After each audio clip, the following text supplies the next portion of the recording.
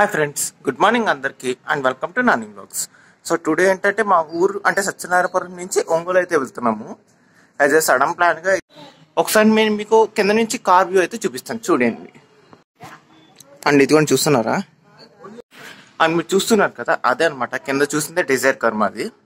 So అది వచ్చేసి 4 seater. So మాది కాదండి, మా బాబాయ్ వాళ్ళ బండి. ఇప్పుడు ఆ బండి మీదే మేము ఇక్కడ నుంచి ఒంగోలు అయితే స్టార్ట్ అవుతున్నాము. సో ఇక్కడ నుంచి ఒంగోలు ఎగ్జాక్ట్గా నేను అప్రాక్సిమేషన్గా చెప్తున్నాను, ఒక 450 ఉంటుంది దరిదాపుల్లోను. అండ్ అప్రాక్సిమేషన్కి వచ్చేసి 8 అవర్స్ దాకా పడుతుంది. అంటే 8 అవర్స్ అంటే నేను ఫుడ్ స్టాప్స్ ఇవన్నీ ఇంక్లూడెడ్ నేను మొత్తం అంతా చెప్తుంది. సో నేను కార్లో ఉన్నంతసేపు కూడా నేను మ్యాక్సిమము వాయిస్ ఓవర్ ఇస్తాను. నేను ఫస్ట్ క్లిప్ రికార్డ్ చేసిన తర్వాత నేను మ్యాక్సిమం వాయిస్ ఓవర్ ఇస్తాను. ఒకవేళ ఎక్కడైనా స్టాప్ లాగినప్పుడు మాత్రం నేను కెమెరా ఎత్తి నేను వాయిస్ ఇస్తాను. నేను ఇంకా డైరెక్ట్ కార్ ఎక్కిన తర్వాత అయితే కలుద్దాం, పదండి. ఇంక మన జర్నీ ఇంటి దగ్గర నుంచి అయితే స్టార్ట్ అయ్యింది ఒంగోలుకి. అండ్ రైట్ నో వచ్చేసి ఇప్పుడు ఎట్పాకలో అయితే ఉన్నాము. సో ఎట్పాకలో వచ్చేసి ఒక 1 అవర్ వరకు బ్రేక్ తీసుకుంటాము. సో బ్రేక్ తీసుకున్న తర్వాత మనం ఒంగోలు స్టార్ట్ అయిపోవడం మా జర్నీలో.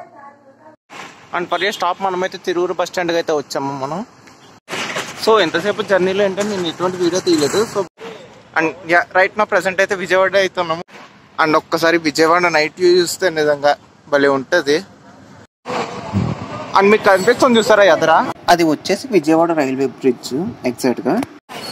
అండ్ ఇప్పుడే మనం అయితే విజయవాడ దర్శనం అయితే కంప్లీట్ అయిపోయింది. సో వచ్చేసి నాకు లోపలైతే ఫోన్ అలా లేకుండా నేనేం చూపించలేకున్నాను. అండ్ ఇదిగోండి, ఇప్పుడు మీకు క్లియర్ వ్యూ అయితే కరెక్ట్గా కనిపిస్తుంది, చూడండి ఒక్కసారి. అండ్ మీకు ఈ హైవే కనిపిస్తుంది చూసారా, ఇదే అనమాట విజయవాడ చెన్నై హైవే వచ్చేసి.